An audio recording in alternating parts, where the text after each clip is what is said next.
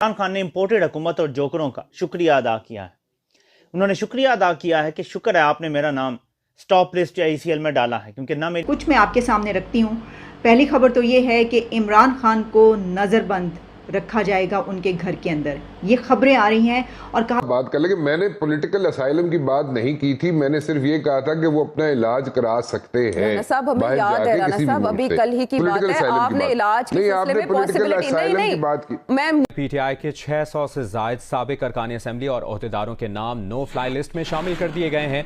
FIA जराये के मुताबिक ये नाम 9 मई के जलाओ घेराव वाकयात में मुलविस होने के तनाजुर में डाले गए हैं। मुल्क की बात की थी कि आप किसी और मुल्क की बात करें, पॉसिबली वहां जा सकते हैं। उन्होंने पॉलिटिकल असाइलम की बात की। इतनी याददाश्त हमारी नहीं नाकिस हुई राना साहब कि हम कल की बात भूल जाएं। राना साहब आपकी बातों को हम हर्फ बहर्फ याद रखते हैं, इसलिए मैं बताना नहीं बता दें कि पाकिस्तान के अंदर इस वक्त एक मॉरल, सोशल, एक इंटेलेक्चुअल कोलैप्स जारी है।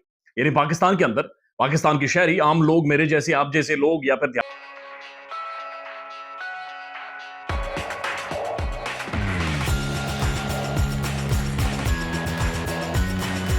बाहर जायदादें हैं, ना मेरी बाहर प्रॉपर्टीज़ हैं, ना बिजनेस है, ना कुछ और है। मैंने मुल्क से बाहर तो जाना नहीं है, और अगर कभी मैं हॉलिडे के लिए जाऊंगा भी तो अपने ही शुमाली इलाका जात में जाऊंगा। तो ये इमरान खान का वाज़ेह ऐलान है कि शेर की एक दिन की ज़िंदगी गीदड़ की 100 साल ज़िंदगी से बेहतर है। वो गीदड़ की ज़िंदगी जो नवाज शरीफ पिछले 4 साल से गुजार रहा है, और उससे पहले 7-8 साल वो सऊदी अरब में भी गुजार चुका है। तो इमरान खान ने तो वाज़ेह कर दिया है। दूसरी तरफ नाज़रीन, अदलिया पे जैसी अपने ऊपर बात आई, अपने पर जलने लगे तो फौरन खड़े हो गए। लेकिन पूरी कौम इस टाइम उनसे उम्मीद लगाए बैठी थी कि वो इंसानी हकूक़ की खिलाफ वर्जियों को रोकेंगे, आइन को बहाल करेंगे। वहां वो बिल्कुल चुप है। जैसे ही कमीशन की बात आई, ऑडियो की बात आई, कुछ अपना तरफ आया, अपने डोमेन में किसने रखा पाँव, फौरन से बेंच बना, फौरन से केस सुना, स्टे भी दे देंगे, सारे मामला ठीक हो जाएंगे। नाज़रीन, हमारे सिस्टम का ये जो चेहरा है ना, यही सारी खराबी, और इसको हमने ठीक करना है। सूरत हाल ये है इस टाइम के मईशत के हवाले से, इवन असद उमर जो बज़ाहिर कह चुके हैं कि मैं तहरीक इंसाफ की तमाम पोजीशन से इलादा हो चुका हूं, वो भी आज ट्वीट करते हैं। मईशत इमरान खान के दौर में जहां एंड हुई थी वो था 6.10 से लेकर 6.5, यानी 6.1 सिफर से लेकर 6.5 सिफर, 6.5% आप कर लें ग्रोथ।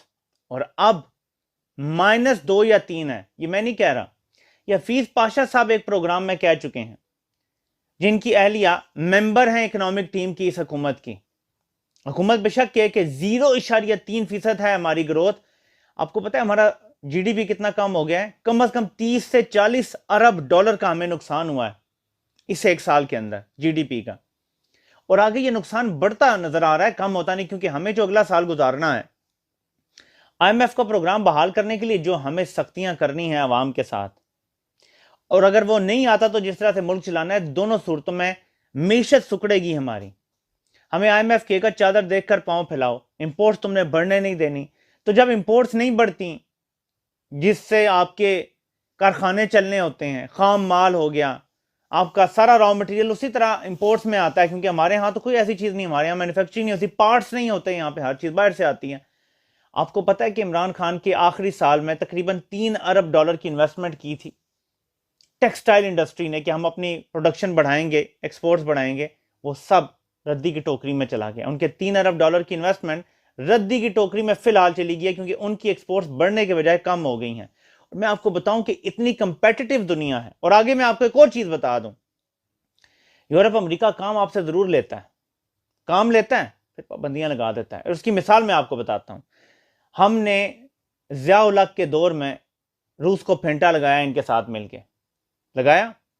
जैसे ही वो जंग खत्म हुई, हम पे पाबंदियां लग गई, बल्कि F-16 तैयारों के जो पैसे हमने दे दिए थे ना, वो F-16 तैयारे भी आज तक नहीं मिले। कहा जा रहा है कि अब ये फैसला किया जाने लगा है कि इमरान खान को हाउस अरेस्ट किया जाएगा। इमरान खान को जब नज़रबंद किया जाएगा उनके घर लाहौर के जमान पार्क हाउस में, तो फिर वो बाहर भी नहीं निकल सकेंगे, और उनके ऊपर किसी भी पॉलिटिकल एक्टिविटी में हिस्सा लेने पर भी पाबंदी होगी। तो इससे ये रिजल्ट निकलेगा कि इमरान खान पॉलिटिक्स से दूर हो जाएंगे, क्योंकि अगर वो हाउस अरेस्ट कर दिए जाते हैं एक लंबी मुद्दत के लिए, तो फिर वो ना तो जूम मीटिंग कर सकेंगे, ना लोगों के साथ ऑनलाइन आकर स्पीच कर सकेंगे, अपने सपोर्टर्स को कॉल दे सकेंगे, अपने सपोर्टर्स को अपना नेक्स्ट प्लान बता सकेंगे, क्योंकि हाउस अरेस्ट किया जाना एक और बात है। लेकिन उसमें ये जो बात आ रही है कि हाउस अरेस्ट जब किया जाएगा तो उनके ऊपर ये भी पाबंदी होगी कि वो किसी तरह की एक्टिविटी में हिस्सा ना लें। अच्छा, अब अगर जो भी अभी तक तो हमने ये देखा कि हाउस अरेस्ट जो भी होता है वो घर से बाहर नहीं निकल सकता, वो घर के अंदर ही रहता है। लेकिन क्या घर के अंदर रहते हुए भी उसके ऊपर पाबंदी होगी?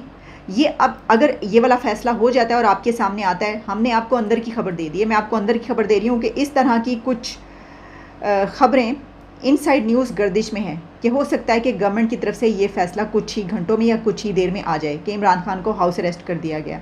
अब उस पर फिर जो जैसा मैंने कहा कि अगर उनकी पॉलिटिकल एक्टिविटी पर भी पाबंदी आयद कर दी जाती है, जैसा कि उन्होंने अपनी लास्ट स्पीच में कहा था कि उनके इंटरनेट कट कर दिया गया, ऑफ़ कर दिया गया, लेकिन मेरा ख्याल है कि शायद उसके बाद भी उन्होंने बात की है, लेकिन उस वक्त वो ये बता रहे थे। तो फिर अगर हाउस अरेस्ट किया जाता है और उसके कंडीशंस में ये भी शामिल है कि वो ऑनलाइन सोशल मीडिया या मीडिया पर भी नहीं अपीयर हो सकते, तो फिर इमरान खान के लिए एक बहुत बड़ी मुश्किल हो जाएगी कि वो उसके बाद कैसे अपनी कैंपेन चला सकेंगे या अपनी सियासत को कैसे आगे जारी रख सकेंगे। पीटीआई के मेंबर्स को, पीटीआई के लोगों को ईसीएल में डाल दिया गया है। एग्ज़िट कंट्रोल लिस्ट में पीटीआई के लोगों का नाम डाल दिया गया है, जिसमें 600 लोग कहे जा रहे हैं, जिसमें इमरान खान और उनकी बेगम बुशरा बीबी का नाम भी है। 600 पीटीआई मेंबर्स अब मुल्क से बाहर नहीं जा सकते, इनके नाम नो फ्लाई लिस्ट में शामिल कर लिए गए हैं। तो अब मुझे हैरानी इस चीज़ की हो रही थी कि जब मैंने ये नाम देखे तो पता ये चला कि इसमें तो फवाद चौधरी का नाम भी है और असद उमर का नाम भी है, ऐसे लोग के जो छोड़ के जा चुके हैं, जिन्होंने ये ऐलान कर दिया कि हमने पीटीआई छोड़ दी या हमने डेजिग्नेशन से इसमें अपने आप को अलग कर लिया, उनके नाम भी इसमें शामिल हैं। यानी पूरी की पूरी लीडरशिप के अलावा 600, आप सोच सकते हैं ना, 600 सिर्फ लीडरशिप तो नहीं होती, 600 तो बहुत ज़्यादा लोग होते हैं।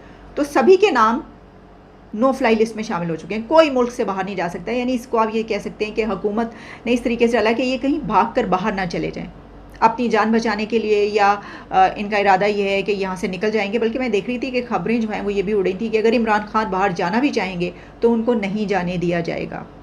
तो इससे पहले हम ये देख रहे थे कि खबरें ये आ रही थी कि उनका कोई बाहर जाने का इरादा बन रहा है या प्लान बन रहा है, लेकिन अब ये कहा जा रहा है कि उनको बाहर नहीं जाने दिया जाए। और लोग या हम जैसे लोअर मिडिल क्लास ये इस बात के ऊपर यकीन करना शुरू हो गए हैं कि पाकिस्तान के अंदर शायद हम कहीं और से कंट्रोल होते हैं, यानी अदालतें हमें इंसाफ नहीं दे सकती, हमें पुलिस हमारे साथ इंसाफ नहीं करेगी, बल्कि जब शायद उठा लिए जाएंगे तो पता ही नहीं चलेगा कि किधर गए हैं किधर नहीं गए।